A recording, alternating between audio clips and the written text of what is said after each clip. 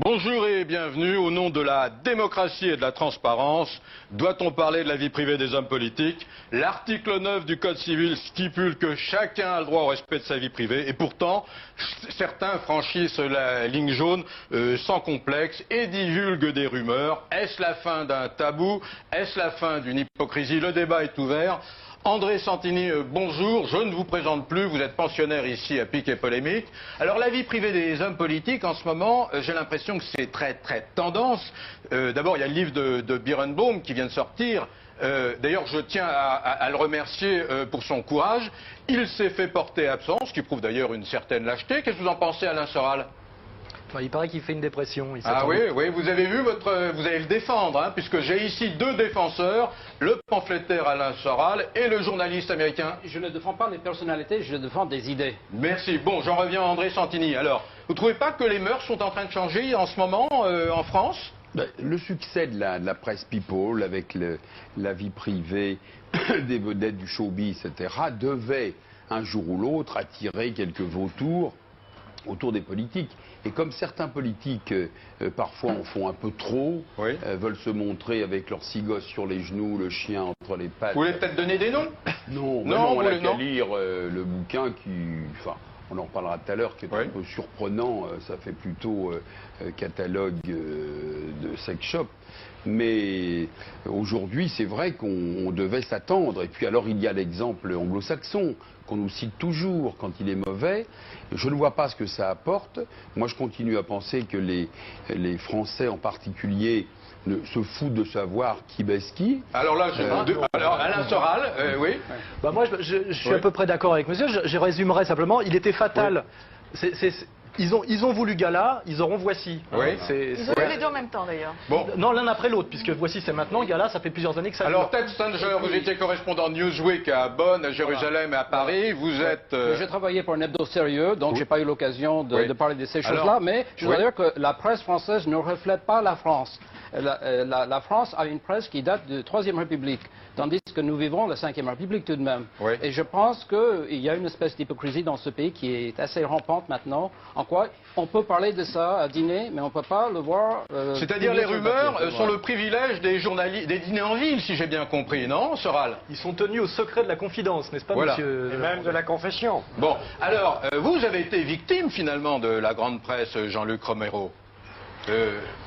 C'est-à-dire que moi je pense qu'on a droit au jardin secret, mais on ne doit pas vivre dans la contradiction. Oui. Et le problème d'un certain nombre d'entre nous, c'est que nous vivons un peu trop dans la contradiction. Moi, en ce qui me concerne, je pense qu'on n'a pas à divulguer la vie privée des hommes publics parce que c'est entrer dans un engrenage dont on ne sait pas où est la fin. Aujourd'hui, on peut le faire pour des raisons éthiques, entre guillemets. Demain, ce sera l'extrême droite qui le fera pour d'autres raisons. Mais en même temps, c'est vrai que parfois aussi, on peut dire un certain nombre de choses si elles aident votre message. Moi, quand j'ai dit que j'étais séropositif, c'était aussi parce que ça fait 8 ans que je suis, je crois, le seul élu à aller dans toutes les villes de France, toutes les semaines, pour dire que le sida n'est pas une maladie taboue, n'est pas une maladie honteuse. Et dans le même temps, je ne le disais pas moi-même. Et je crois que pour illustrer mon discours, il fallait que je le dise. Mais en même temps, personne n'est obligé de dire quoi que ce soit. Et quant à dénoncer les gens, je trouve ça tout à fait scandaleux parce qu'on n'imagine pas les conséquences que ça peut avoir. Allez-y, vous pouvez l'interrompre. Il faut avoir l'honnêteté de dire que c'est les gays de gauche qui vous ont balancé. Oui, vous avez été balancé. Vous n'avez pas été balancé par les hétéros catholiques, vous avez été balancé par les gays de gauche. Non, mais les catholiques ne savaient pas forcément de risquaient pas de me balancer. Un président de la République qui cherche un deuxième mandat, est-ce qu'il a le droit de truquer son bulletin de santé et de cacher aux Français la vérité? Bah écoutez, si ça l'empêche pas d'exercer sa fonction, regardez par exemple, un président de la République séropositif. Le peuple est souverain. Oui, mais enfin, le peuple est souverain si à partir du moment ça ne n'empêche pas de gérer le pays dans l'ignorance. Comment est-ce qu'on peut être souverain si on est dans l'ignorance? Mais pourquoi voulez-vous qu'ils disent, par exemple, un président de la République séropositif? On peut être séropositif pendant 15 ans, 20 ans, 25 ans. Quelle importance ça peut avoir à partir du moment à partir du moment où il gère le pays normalement, ça n'a pas de conséquences et je ne vois pas pourquoi on Alors on en revient parce que votre cas est un peu particulier, donc on en revient justement à cette mode, et je pense au livre de Birenbaum, là, nos délits d'initiés. D'ailleurs, le journal Marianne a fait un édito terrible où il parle d'opération de dénonciation sexuelle, de dégueulasserie au nom de la vertu. C'est le colportage des rumeurs cher à la presse d'extrême droite. Alors Anita Hauser, vous êtes journaliste politique, vous venez de publier Sarkozy, itinéraire d'une ambition. Alors quand on regarde le livre dans son détail, vous, la vie privée, ça vous intéresse pas du tout. Est-ce que c'est pas une faute professionnelle? Écoutez, je ne le pense pas. Moi, je suis de la vieille école. Oui, c'est-à-dire C'est-à-dire que... Troisième République. Admettons, je ne suis pas sous lui, et donc je ne sais pas. Alors le Canard enchaîné dit qu'il ne faut jamais franchir la ligne de la chambre à coucher. Thierry Sausset, spécialiste du marketing. Oui, le Canard enchaîné est quand même bien mal placé pour donner des leçons, car souvenons-nous de l'histoire du cardinal Danielou. Oui. Hein, et le Canard enchaîné, eh ben, s'est contredit lui-même. Vous voulez dire par là qu'il dit tout et son contraire? Exactement. Oui. Ce jour-là, il joue à l'extérieur. Hein. Oui. Exactement. Alors Thierry Sausset, vous êtes spécialiste de marketing politique, vous connaissez cet univers mieux que personne, vous dînez avec eux, et c'est vrai que quand on est à table le soir avec des hommes politiques, des rumeurs, des ragots, il n'y a que ça. Alors pourquoi les rumeurs et le ragot seraient-ils le privilège de quelques initiés et pas des lecteurs de la grande presse? Parce que je crois qu'il y a une grande différence entre ce qu'on peut se dire entre quelques personnes en privé et ce qu'on dit sur les antennes. Mais je crois qu'il faut savoir surtout de quoi on parle. Oui. Parce qu'on peut dire qu'il faut que les hommes politiques soient cohérents sur le plan de la morale, y compris avec leur vie privée. Et on peut même éventuellement les mettre devant leurs responsabilités, ça c'est une chose. Mais si je ne me trompe, jamais un journaliste ne peut évoquer une information construite sur une rumeur s'il n'est pas capable de l'affirmer ou de mettre l'homme politique face à sa contradiction. Et donc vous parlez d'une chose qui n'est pas le livre de Birenbaum. Le livre de Birenbaum, c'est un ramassis de rumeurs sans aucune preuve, attendez, sans aucun élément crédible à l'origine, avec deux choses terribles. La première chose, il dit par exemple sur le fils caché de Chirac au Japon, il dit il y a trop de rumeurs pour qu'on ne s'interroge pas, mais vous envoyez des gens à l'échafaud avec ça. Et en plus, évidemment, vous faites le jeu de Le Pen. Parce que si la politique française, ça doit devenir les affaires de cul des hommes politiques, c'est tous pourris. C'est tous pareils, c'est tous malhonnêtes, c'est tous incapables d'être moraux. Donc attendez, je termine simplement. De quoi parle-t-on? Est-ce qu'on parle d'inciter les hommes politiques à une certaine cohérence, à une certaine morale, ou est-ce qu'on fait un ramassis de machins qui, sous prétexte du droit d'informer, vous vous rendez compte, ce monsieur utilise le mot de droit d'informer, comme si c'est une information de se placer au niveau de la braguette pour vendre des bouquins. Oui, alors Anita. Ça, je vais un peu dans votre sens. Moi, je trouve que ce bouquin est un bouquin de délation. Et alors, ce qui m'a le plus choqué, c'est pas qu'il étale des rumeurs qu'on a tous entendues. Faites pas semblant de vous offusquer. Pas tous, vous dînez. Non, le peuple ne les ont pas entendus. Moi, j'ai appris des choses. J'ai appris derrière le 21 avril. Sortir ça. Alors bon, moi j'ai lu votre bouquin sur Sarkozy. Attendez, c'est la méthode de Le Pen. C'est Le Pen. Donc mais si c'est disqualifier les hommes politiques, les discréditer par tous les moyens. Mais est-ce que je vais faire une petite remarque, par exemple, sur le précédent Mitterrand. Quand on a su que Mitterrand avait Mazarine, ça n'a choqué personne, les Français adorent ça. C'est pas du tout la mentalité française, on n'est pas la mentalité anglo-saxonne. Ce qui a beaucoup plus gêné chez Mitterrand, c'est son amitié avec Bousquet. Mais c'est pas Mazarine. Mazarine, ça lui a fait aucun tort. Ça lui a fait aucun tort. Les Français aiment bien savoir qu'un homme politique baise. En France, vous ne savez pas si ça lui a fait du tort ou pas, mais Mazarine a été révélée à la fin de la vie politique de Mitterrand. Donc, je veux dire, ça n'avait plus d'importance, il avait... C'était fait quand même, c'était fait, la différence, c'est qu'il l'a fait lui-même. Là, quand même, je veux dire, c'est de la délation, c'est pas du tout la même chose. Il l'a fait parce qu'elle ces méthodes anglo-saxonnes, ces méthodes américaines que vous connaissez bien, moi, ce qui m'énerve, c'est que la France, c'est pas les États-Unis. Je ne fais pas la comparaison. Mais en France, en général, les gens qui protègent la vie privée, entre guillemets, c'est les gens qui ne font pas confiance au bon goût du public français. Voilà. Oui, monsieur l'abbé. Il y a une double tradition historique. Il y a une tradition monarchiste, dont a usé le président Mitterrand, et puis il y a une tradition laïcarde et républicaine. Et si on est vraiment laïque, la vie privée ne doit pas inférer sur la vie publique. En revanche, c'est vrai qu'on pardonne les maîtresses du roi. C'est ça un peu la tradition. Ça veut dire que l'homme politique, il est devant un dilemme qui est le suivant, ou bien noblesse oblige, ou bien le repos du guerrier. Alors pour laquelle vous êtes, monsieur Santini? Le problème, c'est pour une fois que les politiques ne sont pas déclarés impuissants, ça vaut le coup de le signaler. Mais vous êtes dans un métier de séduction, vous avez besoin sans cesse de vous prouver que vous êtes en état de puissance. Mais c'est de votre faute, monsieur le maire, c'est de votre faute à la force de... Mais si, à la force mais Paul, oui. je défends Birnbaum, mais je lui reproche de faire un long chapitre, trop long, sur un supposé fils japonais du président de la République. C'est trop, parce que ça n'influe pas sur l'État. Si on était en état de guerre avec le Japon, si, bien sûr. Mais au fait, qu'est-ce que ça peut changer au prix de Camembert? Mais vous, les hommes politiques, vous finissez par avoir ce que vous recherchez. Je veux dire, à la force. Mais c'est vrai, vous êtes prêts à tout pour paraître. Mais vous faites la une. Non, mais que ceux qui veuillent effectivement faire les malins avec leurs gosses, etc., se montrer à la cuisine, à la salle de bain. Si ça leur retombe, si ça leur tombe sur le coin de la gueule, je trouve ça logique parce que c'est eux qui ont choisi. Mais pour le reste, les Français se foutent pas mal de savoir. Alors, excusez-moi, si je fais une petite analyse psychanalytique de la colère du corps des journalistes initiés contre Birnbaum, c'est que tous auraient pu faire ce livre. Et qui l'ont pas fait, et qui avait Sandry qui a ramassé. Et que c'est lui qui les a pris. Et du coup, les autres se disent, on aurait pu le faire aussi. Mais dites pas ça, il n'y a pas un journaliste digne de ce nom qui aurait osé publier ça. Écoutez, franchement, il n'y a pas un journaliste avec une carte de presse qui aurait osé publier ça. Vous n'auriez jamais osé publier. Il y a la tentation de résidence secondaire. Il va pouvoir s'acheter une résidence secondaire. C'est une tentation. Ça, c'est digne de notre admiration. Il y a une question dans cette c'est des mœurs nouvelles. Ce livre, il se vend.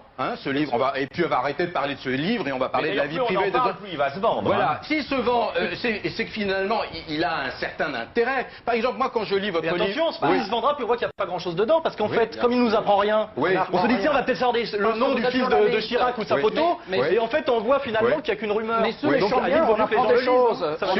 Sous les chaumières, en province, où les gens ne sont pas à Paris, ne sont pas des initiés, ils apprennent des choses. C'est un livre pour la France d'en bas. La France d'en bas a besoin de ce livre. Voilà, vous aimez M. Raffarin. C'est pour ça que c'est pas très grave. Bon, c'est pas un livre pour la France d'en bas, ça? Oui, enfin, d'abord, faites pas l'hypocrite, allez. Ces dîners en ville dont on a parlé, et Thierry a raison, ça ne sert à rien. Bon.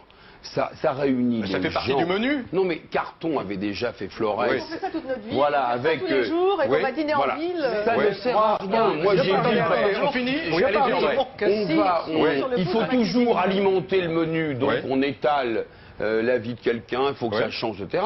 Ça ne sert à rien. On n'apprend rien, ce sont des rumeurs non étayées, c'est souvent méchant, c'est par des gens qui sont aigris. Alors on n'a qu'à supprimer déjà les dîners en ville. Moi j'ai horreur. C'est pas très démocratique de supprimer les dîners en ville. Mais ils n'ont qu'à se réunir pour parler du Quéno. Anita, oui, Jean-Luc. Non mais s'il avait voulu simplement dire que les hommes politiques doivent arrêter d'avoir un discours et de faire le contraire, ce qui est vrai, beaucoup le font, et ce qui est tout à fait scandaleux. Je pense à personne, je ne vais pas dire que moi je ne suis pas pour la dénonciation des gens. Je crois qu'un homme qui a une grande famille et qui passe son temps à baiser et qui nous donne des leçons sur la famille, je crois que c'est pas contre. Mais en même temps, quand il se dit catholique. Voilà. Ah bon, mais en même temps, commencer à le dénoncer, c'est faire tout à fait le jeu de l'extrême droite, qui n'attend que ça pour dire regardez, cette classe politique vous tient un discours et ne l'applique jamais pour elle-même. Attendez, Anita, une seconde. Anita, j'ai une question à vous poser. J'ai lu votre livre. Vous n'avez pas trouvé ce que vous cherchiez. Si, non, c'est une enquête, c'est très bien fait, c'est professionnel, j'ai rien à dire là-dessus. Simplement, vous ne dites pas comment M. Sarkozy a rencontré son épouse, et n'empêche qu'on ouvre tous les journaux, on les voit se tenir par la main, on les voit s'embrasser. Je ne sais pas. Oui. Parce que... Comment ils se sont rencontrés, dites-le-moi. Je ne sais pas. Parce qu'il y a plusieurs théories. Ils sont mariés, c'est clair. Mais attendez, pas du tout. Il y a des gens qui disent qu'ils se sont rencontrés. Louis XIV, on s'intéresse beaucoup à ça. L'histoire se fait par la petite histoire. Mais il y a plusieurs théories, donc je ne connais pas la bonne. Et ça ne vous intéresse pas de toute manière, même si vous le saviez. Ils se sont mariés, bon, ils ont vécu ensemble sans être mariés, puis ils ont fini par divorcer tous les deux. Voilà, et maintenant... Mais vous êtes très light dans vos propos. Oui, c'est... Alors, monsieur l'abbé... C'est la vie de 40% des Français. Je veux dire, les hommes politiques sont pas là dans une situation différente des autres. Mais à la force d'être en public, d'être en vitrine... D'abord, ce qui est formidable, c'est que maintenant, ils assument. Il y a 30 ans, ils ne divorçaient pas. Maintenant, ils divorcent, ils se remarient. Donc, c'est un premier pas. On peut peut-être évoquer qu'un journaliste politique tient plus son pouvoir des politiques qui lui font des confidences que des ménagères qui le lisent. Et que le petit jeu qu'a joué Birnbaum, il risque, à mon avis, de faire du placard pendant quelques années. C'est-à-dire que les dîners, il sera pas invité. J'ai entendu par 2 fois un mot que je ne comprends pas. Je suis américain, ça veut dire quoi, baiser? Ah oui, demandez je vais dire non, monsieur l'abbé ne peut pas répondre à cette question. Oui, c'est un truc que les Français font mieux que les Américains. Est-ce que vous n'avez pas le sentiment, donc il y a plusieurs livres comme ça qui parlent de la vie privée des hommes politiques, et j'ai l'impression que le mouvement va aller en s'accentuant, la vague n'est pas terminée. Vous n'avez pas le sentiment que ça va causer des dégâts dans des familles? Bah bien sûr. Toutes ces révélations. Attendez, moi je peux vous donner un exemple. Quand on a dénoncé mon homosexualité, moi j'étais prêt à le faire, donc ça allait plus tôt. J'ai reçu des courriers d'un certain nombre d'élus, dont certains sont très connus, qui m'ont dit ça m'arriverait, je me suiciderais. Parce qu'aujourd'hui, sur un certain nombre de choses, et je pense sur l'homosexualité par exemple, ça reste encore extrêmement difficile, quoi qu'en disent certains. Vous voulez dire par là qu'il y a des hommes politiques publics homosexuels qui ne le disent pas? Ben oui, parce que la société aujourd'hui n'est pas encore suffisamment ouverte et que ça reste difficile. Je voudrais relater une anecdote. J'ai été correspondante aux États-Unis. Et aux États-Unis, quand on ne sait pas, on ne sait pas. Mais attention, il ne faut pas mentir. Bon. Et il y a 2 parlementaires qui ont eu des aventures avec des pages au Congrès, c'est-à-dire des jeunes gens ou jeunes filles qui viennent faire des stages l'été. Il y a un parlementaire homosexuel, donc il y a eu une aventure avec un jeune homme, et un parlementaire hétérosexuel, père de famille, qui a eu une aventure avec une jeune fille. Alors, quand le scandale a été révélé, ils sont venus tous les 2 à la télé. Le premier avec ses enfants sur les bras en disant c'est affreux ce que j'ai fait. Et le deuxième qui a dit bah oui, voilà, je suis homosexuel. Et ça remonte à il y a quelques années. Eh bien, le premier a été battu, le deuxième a été réélu. Ah oui. Oui, alors commentaire, André Santini. Je suis un peu surpris. Oui. Alors bon, je disais... Je cherche la solution, hein, mais... Oui, Thierry Sausset. Les choses avancent, mais pas autant que ça. Parce que par exemple, elles avancent à Paris, mais elles sont en province. Et je peux vous dire, je vous montrerai certains des courriers que je reçois encore aujourd'hui, et notamment ces derniers temps, quand je suis allé à la Gay Pride officiellement pour l'UMP, je peux vous dire que j'ai reçu des dizaines de lettres, mais terribles. Terribles. Donc les choses avancent, mais pas autant qu'on ne le croit. Je pense qu'il faut quand même bien comprendre que les socialistes ont eu l'idée intelligente de draguer les homosexuels puisqu'ils avaient perdu les ouvriers avec leur gestion, et que la droite se dit on a un coup de retard sur les homosexuels et que vous êtes aussi là pour ramener, pour faire comprendre aussi qu'on peut se péder de droite. Vous faire réagir sur eux. Oui, allez-y, Thierry. Non, je crois qu'on peut dépasser ce débat en se demandant est-ce qu'il y a un droit d'informer, est-ce qu'on peut tout dire et tout montrer. La réponse est non. Et d'ailleurs, cette dérive au-delà de ce livre de rumeurs, pourquoi est-ce qu'on peut pas tout dire et tout montrer? Par exemple, parce qu'on va finir. Attendez, par exemple, parce qu'on va finir par s'habituer à ce que les témoins d'un crime ou d'un attentat parlent d'abord à la télévision au lieu de parler d'abord à la police. Là, on est sur la vie privée des gens qui nous gouvernent. Mais attendez, ça va continuer par les intérêts vitaux de l'État sur des opérations de services secrets, et ça se termine avec Baudis, donné comme ça, y compris dans les médias, pardonnez-moi, en pâture à l'opinion publique au niveau de la rumeur. Alors si vous voulez qu'on aille jusque-là, alors, il y a une question que je voudrais vous poser. Façon de concevoir et le rôle des médias et la démocratie. Il y a l'article 9 du Code civil, il faut le respecter. D'autre part, aux États-Unis, par exemple, il y a un code de déontologie. Une journaliste n'a pas le droit d'avoir une aventure avec un homme ou une femme politique. Elle n'a plus le droit d'exercer sa fonction dans ce chapitre-là bien précis, n'est-ce pas, Ted? Elle est vite écartée de ce sujet-là. Tandis qu'en France, une interview se déroule et la personne qui fait l'interview avait soupé la veille avec la personne, voire plus. Mais quand on regarde le nombre de journalistes en France qui ont des aventures avec des hommes politiques... La politique a des avantages, on ne peut pas passer son temps à serrer des mains sur les marchés aussi. Je veux dire, alors tous les journalistes qui interviewent un homme politique n'ont quand même pas dîné ou couché avec lui la veille. Il ne faut quand même pas déconner. Il y a quand même des limites. Mais c'est vrai qu'on dit aussi à Paris que de nombreux journalistes politiques ont des aventures avec des hommes ou des femmes politiques. C'est vrai, ça, c'est vrai, ça se dit. C'est le bruit, c'est le potin. Il peut y en avoir, mais en même temps, ce qu'on reproche dans ce bouquin, on dit que les hommes politiques ne devraient avoir aucun rapport avec les journalistes. Alors comment les journalistes pourraient avoir des infos? Et puis les hommes politiques, leur rôle, c'est aussi de séduire. Pour faire passer leur message. Mais pour faire passer leur message. Quand une journaliste interviewe un ministre et qu'elle serait peut-être sa maîtresse, que les Français le sachent, ça pourrait peut-être leur donner un angle un peu plus fin pour comprendre la manière dont est menée l'interview. Alors on va donner la parole. Vous dites peut-être parce que vous n'en êtes pas convaincu. Non, j'en suis pas convaincu. Mais je veux rester près du livre, qu'il n'y a pas grand-chose dedans. Monsieur l'abbé, vous avez été le meunier de tous les parlementaires pendant quelque temps, donc vous savez tout d'eux, ils vous disent tout. Bien plus que Berenbaum. Ah oui, donc vous pourriez faire un livre. Non, si sûrement pas. Dieu sait si les éditeurs m'ont sollicité. Il y a un secret professionnel. Oui, il y a un secret, bien sûr. Oui. Alors, Alain Soral, pourquoi en fait vous êtes pour cette liberté totale, tout dire, tout montrer? C'est absolument pas ça, ce n'est pas mon point de vue du tout. Je dis que nous avons des tartuffes face à des jésuites. C'est-à-dire que ce bouquin est un bouquin jésuite. C'est-à-dire que mettre citoyen sur la couverture, pour faire un peu d'argent en disant ce que les autres ont eu de la confrérie. C'est un peu écrivent mieux que cela. C'est un petit peu faux cul comme.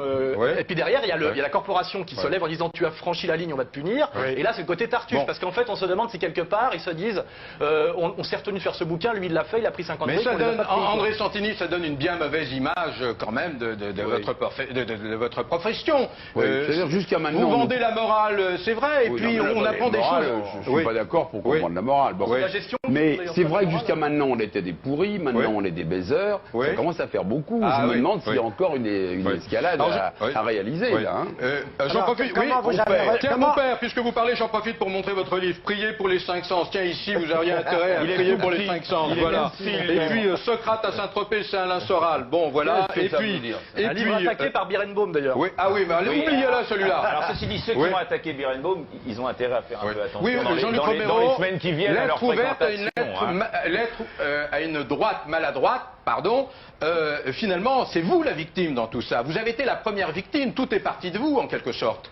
J'étais une victime, en fait, ça n'a pas gêné grand monde. Bon, d'abord, j'avais pas une notoriété exceptionnelle et je ne suis qu'un petit conseiller régional, donc c'était moins gênant. Mais en même temps, c'est vrai que les gens ne se sont pas rendus compte à quel point c'était dramatique et à quel point on avait vraiment franchi cette ligne rouge. Parce que je crois qu'il y a des choses qu'on peut dire et d'autres qu'on ne peut pas. Ça peut vraiment détruire des vies. Et à partir du moment, l'homosexualité d'un homme politique, je ne vois pas en quoi ça change quelque chose par rapport à son fait de service. Il me semble qu'il n'y a pas de gestion homosexuelle des affaires publiques. Donc en général, on juge un homme politique.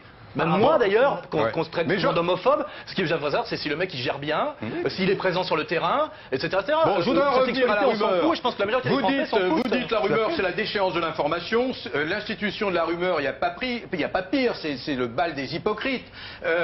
Comment vous arrivez finalement, Anita, à faire un livre sans être tenté parce que vous savez que vous refusez d'écrire? Écoutez, je crois que j'ai écrit pas mal de choses. J'en sais pas beaucoup plus. Alors si vous en savez beaucoup plus, bien sûr que si. Je vous ai dit que je ne savais pas exactement comment Nicolas Sarkozy avait rencontré sa femme. Oui, ça c'est moi alors. Là, écoutez, vous avez de la chance parce que c'est peut-être pas vrai. Donc, comme il y a plusieurs théories. La mairie de Neuilly, ça a quand même fait et alors, tout le monde sait que la femme de Nicolas Sarkozy était la femme de Jacques Martin auparavant. Jacques Martin est venu à la mairie de Neuilly en plein. D'accord, mais ils se connaissaient déjà à ce moment-là. Pas de délation à l'insora. Pour lui dire merci. Oui. C'est rigolo tout ça. Pourquoi voulez-vous que je consacre un chapitre à dire c'est peut-être comme ça, c'est peut-être comme ça, c'est peut-être comme ça. Qu'est-ce que ça apporte? Mais quand vous parlez du couple Sarkozy et son épouse, est-ce qu'ils se mettent déjà pas dans l'optique présidentielle? Si, mais je dis, qu'est-ce qu'il y a de honteux à ça? Le mariage politique est un mariage morganatique, c'est-à-dire que la femme de Sarkozy n'est pas ministre, que je sache, elle n'est pas madame la ministre, et c'est pas normal souvent de mettre aux affaires des femmes d'élus, ou des maris d'ailleurs d'élus dans l'autre sens, alors que c'est absolument morganatique la républicaine. Je crois pas qu'on n'est pas reine. Monarchiste. Exactement. Je crois pas qu'on puisse dire objectivement que les Sarkozy se mettent ensemble pour des raisons qui touchent à l'orbite présidentielle ou autre. Ça fait des années que cet homme politique a besoin d'avoir sa femme à côté de lui, qu'elle l'accompagne dans beaucoup de déplacements, qu'elle travaille. Non, mais évidemment c'est un copain, mais c'est pas ça la question. Qu'elle travaille avec lui. Ce que je veux dire, c'est commencer depuis longtemps, et il n'y a pas un plan de mise en scène pour les élections présidentielles. C'est pas vrai. Alors, je suis moins sûr que vous. Oui, Anita, je ne vais pas vous en vouloir. Alors, quand on franchit... Sur le fait que ça a commencé il y a longtemps et que c'est pas fait pour un plan de campagne aujourd'hui, vous êtes d'accord? Tout à fait. Il se trouve qu'en plus c'est vrai. Actuellement, je pense quand même qu'il y a une stratégie. En fait, on franchit la ligne jaune de la vie privée, André Santini, au nom de la laïcité. Pardon, mon père. Non, mais je vais faire ma petite... Oui, je suis parfaitement laïque et humaniste et tolérant, et j'accorde volontiers quitus à ce qu'a dit le père Lamorandet pour une fois. Oui. Alors, est-ce que ce livre qui parle de la vie privée... de la conversion? Est-ce que vous êtes là pour... vous êtes en train de raconter votre toujours. Tout est bon pour vous. Vous êtes converti politique finalement. Tout à fait. Vous voulez convertir tout le monde. Je ne vais pas trahir ma mission à cause de vos beaux yeux, non? Oui. Alors bon, on peut dire que maintenant les verrous sont en train de sauter, non, Jean-Luc Romero? Finalement, c'est bon pour la démocratie, c'est bon pour la transparence. Non, je ne pense pas du tout que ce soit bon. D'abord, c'est un livre, et je ne pense pas que ça va continuer, d'autant qu'il parle surtout de rumeurs. La plupart des choses ne sont pas des choses établies, ce n'est pas une enquête qui a été faite en plus. Et heureusement, j'espère que ça ne va pas sauter, sinon c'est grave pour la démocratie, et on verra Le Pen en PACA l'année prochaine. Non, ce qui est bon pour la démocratie, c'est un peu facile. De parler de Le Pen en PACA, c'est pas à cause d'un bouquin comme ça que Le Pen peut être élu en PACA. Ce qui est bon pour la démocratie et la citoyenneté, c'est... Attendez, vous les hommes politiques, forcément, celui qui est le plus vertueux, qui se veut le plus vertueux, c'est Le Pen, qui nous fait des leçons à longueur de temps. Mais à longueur de temps, il passe le temps à nous dire Pas du tout, oui, ce qui est bon. Alors justement, oui, une seconde. Vous dites que les hommes politiques deviennent de plus en plus people puisqu'ils s'occupent de moins en moins de politique. Qu'est-ce que vous voulez dire? Dès lors qu'il y a de moins en moins de différences sur le plan de la gestion entre les politiques, en gros, il n'y a plus d'alternative de gestion politique, ils sont tous libéraux. Qu'est-ce qui fait la différence? La manière dont ils sont habillés, leur résidence secondaire. Les Français, il faut bien qu'ils s'intéressent à quelque chose. Et à un moment donné, leur maîtresse et leur vie sexuelle, c'est le syndrome de Don Juan. Moi, Don Juan a pu faire de politique parce que Louis XIV les avait enfermés à Versailles, puis ils se sont rabattus sur la baise et ça s'appelle le libertinage. Et ben c'est la même dérive qui se passe, c'est que moins les politiques font de politique sérieuse et de gestion, plus finalement on est obligé de s'intéresser aux petites différences entre les politiques qui font la même politique, c'est-à-dire leur look, leur sexualité, etc. C'est une fatalité sociologique. Vous avez le contre-exemple. Vous avez le contre-exemple. On peut rester sur Sarkozy. On dit mais sa femme en avant, on l'a vu dans Paris Match avec son fils, etc. Écoutez, attendez, pardonnez-moi, vous pouvez pas dire qu'il fait pas de politique et qu'il agit pas. Donc les contre-exemples, attendez, les contre-exemples, vous en avez quand même un paquet. Et d'autre part, qu'est-ce que c'est que la démocratie? C'est le débat. Et qu'est-ce qui est dans le débat? C'est l'information. Ça veut dire que si vous voulez comprendre ce qui se passe aujourd'hui, il vaut mieux lire le livre d'Anita Hausser que celui de ce monsieur. Alors pour les journalistes, finalement, les ragots, André Santini, pour les journalistes, finalement, les ragots, c'est bien. Mais il ne faut pas que ça sorte du cercle des initiés, si j'ai bien compris. Vous vous en régalez vous-même, vous m'en racontez de temps en temps des ragots. Je raconte des blagues, moi. Oui, des blagues. Hier, on m'a prêté un mot, par exemple, dans un journal, je ne l'ai jamais dit. Un mot sur qui? Comme ça, on m'a parlé de l'UMP qui va... J'ai jamais dit ça. Dire écrire, c'est pas pareil. Moi, j'envoie une dans mon livre, tout le monde le dit, mais moi, André, tous les trucs que vous racontez sur Paul, c'est vrai ou pas? C'est vrai. Bon, je suis lui qui me le dit. Je suis en dehors du débat. Un dernier mot, Anita, en dehors de Sarkozy, l'homme politique qui vous intéresserait pour faire un livre un peu plus privé? Moi. André Santini, voilà. Il l'a dit. On sait que c'est un homme modeste, voilà, merci à tous, En merci. humilité, il ne craint personne. Comment, oui? En humilité, il ne craint personne. C'est ce que je vaux. Il aurait drôlement dit. Ceci dit, l'humour est une forme d'humilité. Il aurait quand même drôlement intérêt à venir et d'intelligence en plus, ça fait beaucoup. Merci, mes seigneurs. Alors moi je vous remercie en tous les cas. Je disais il aurait intérêt à se faire confesser chez vous, mais c'est pas dans ses habitudes. Merci à tous, merci au Café Barge. Bon week-end à tous. Bien. Il va y avoir